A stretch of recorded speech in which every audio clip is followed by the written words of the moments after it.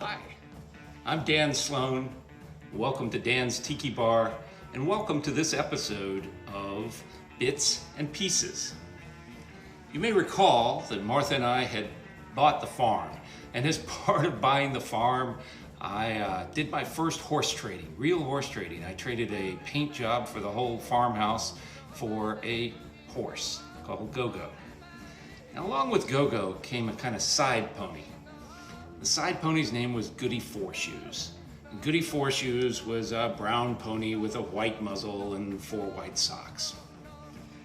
And Goody wasn't part of my purchase. It was made very clear to me that Goody was owned by somebody else, a woman who was going to pick him up eventually. But because he and Go-Go loved to hang out together, would I mind keeping him at the farm until she came by? And I said no, we were fine with that. Goody was Go-Go's constant companion, and that seemed to make sense to us. The challenge was Goody had been abused sometime in her life, and as a consequence, she was mean. She was mean and unapproachable. But she showed up for food. She came up to the barn and ate with Go-Go, and she showed up when I kicked hay out of the loft. She came and ate that. Otherwise, she by and large tried to avoid us. After we'd lived on the farm a little while, though, Martha noticed that she wasn't eating like she was supposed to. When she tried to feed her oats or something like that, she wasn't really eating very well. And so she called our friend Tim, the vet. Tim was a short, muscular sort of guy with almost a Fu Manchu mustache, pirate looking, with a glass eye. And he lived not far from us, just up the road from us. And Tim was quick-witted. One time, I told Tim a natural joke that had occurred over the course of my life. When I was growing up in Florida and I'd act up, my mother would threaten to send me to Alabama to go to reform school. And later I went to Alabama to go to college. And one day my wife and I heard one of our professors threaten her daughter that if she kept acting up, she was going to send her to Mississippi to go to school. So I told Tim this series of events and said, Tim, so when you were growing up in Mississippi, what did your mother threaten you with if you acted up? And he immediately said, oh, she threatened to send us to school. But that quick wit was basically the product of a great education. And Tim was smart, one of the smartest people I know. And he taught me about Eudora Welty. He was actually an educational product that Mississippi should be very proud of. Tim said that the problem with the pony's eating was her teeth, that horse teeth and pony teeth keep growing throughout their life. And they can grow so long that it's actually difficult for the animals to eat. And so the teeth needed to be filed down. So Tim came over to file down the pony's teeth, got in the stall with the pony. The pony immediately kicked a board loose from the stall. It went flying across the barn. And Tim was over the side of the stall saying, I'm not sure today's a good day for this teeth filing thing. I said, Tim, this is not what James Herriot would be doing. James Herriot might be kicked through the side of the barn, but he'd be taking care of this pony. Tim said, I castrated 20 bulls today and I'm not feeling very Harriet-like. It took a 6-pack of PBR, but Tim recovered his bravery and went in the stall with the pony, gave her a sedative, and filed down her teeth. She came to pretty quick and immediately kicked another board out the side of the stall, and Tim was over the side saying, I think that's enough for you today. Later that same year, it was a big winter storm, the biggest storm we had that year, lots of snow. And Martha and I had never really experienced taking care of big animals in the snow. But I went down to the barn to kick some hay out for the horse and the pony, and Go-Go was up at the barn, but the pony, his constant companion, wasn't with him, and so I knew something was wrong. I went back up to the house and got Martha, and we started looking. Now we had to cover about 20 acres of field. The field went down a hillside to a creek, and then up the other side And there were some trees around, but most of it was open field, a lot of open field in the dark. In the dark, there wasn't much moonlight. It was still snowing, so it was pretty dark. And the challenge was, we looked all around and we didn't see the pony standing anywhere in the field. And we decided maybe she'd laid down someplace, that she was not feeling well and she'd laid down. That meant that every drift in the field was potentially the pony. And we went around sort of walking through drifts and poking drifts, trying to find her.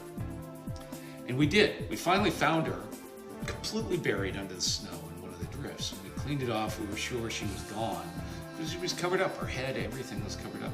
But she was still alive. We got her to her feet and got her up to the barn. She was fairly docile for a change, and we got her up to the barn and got her into a stall. And by now, it's about midnight, and we called Tim. Now, I don't know how many of you could call a vet at midnight and get him to show up, but we had every hope that Tim would show up. The first thing Tim said when he got on the phone and we told him what had happened was, "I hate that pony." The next thing he said was, "Make sure she doesn't lie down, keep her moving, keep her warm, put a blanket over her, and I'll be there in a little while." And Tim drove his Jeep through the snow drifts and the snow and came to our farm, came to Arcadia to help the pony. And he got in the stall with her. She was really bad off, barely able to respond, so she didn't put up any fight. He led her around for a little while to make sure he knew what was going on, knew that she'd colicked. And he told us the reason she colicked was because the water had gotten frozen up at the barn, and so had the water at the creek. And so she hadn't had enough water to drink with her hay. And so he walked her around, and then finally he gave her a shot of adrenaline.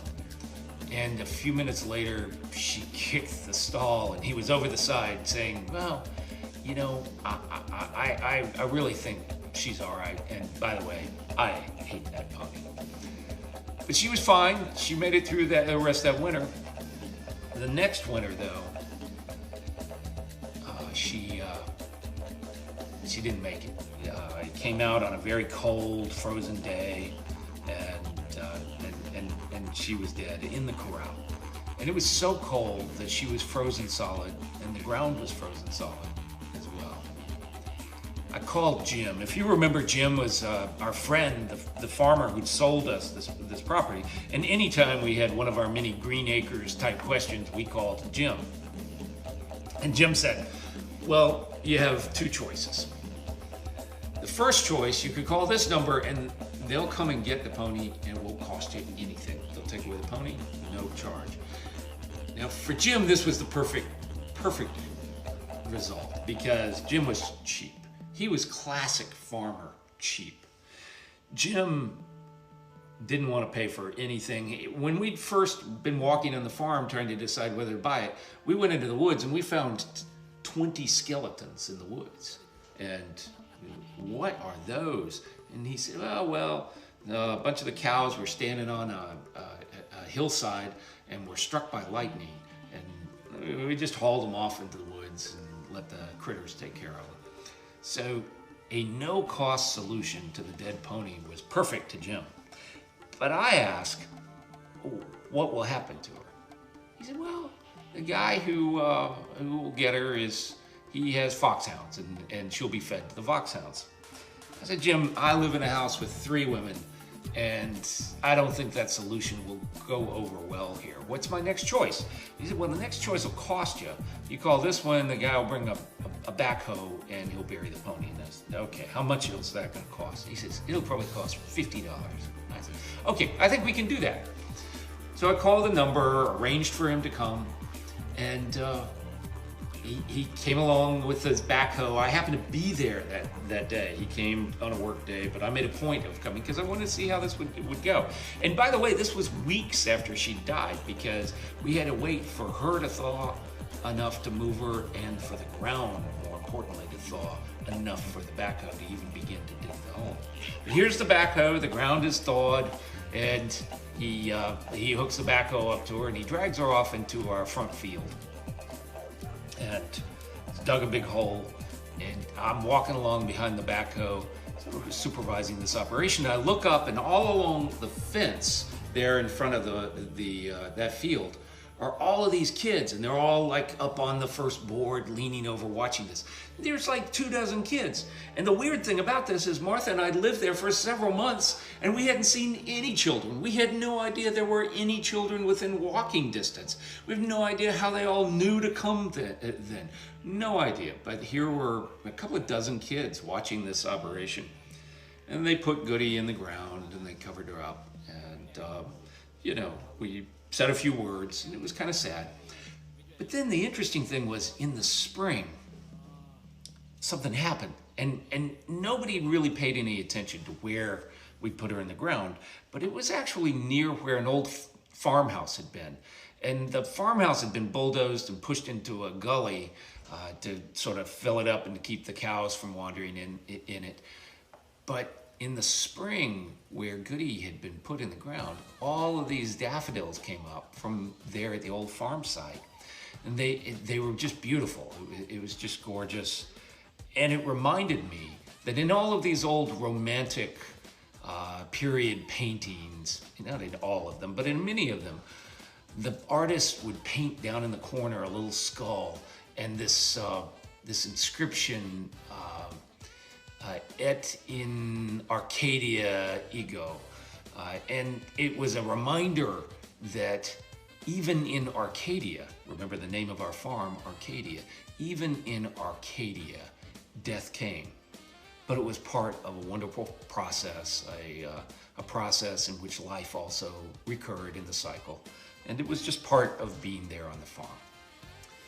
Thank you for joining us today. I hope you'll join us for the next session, in which we'll talk more about Go-Go and the series of efforts we went through to provide him continuing company.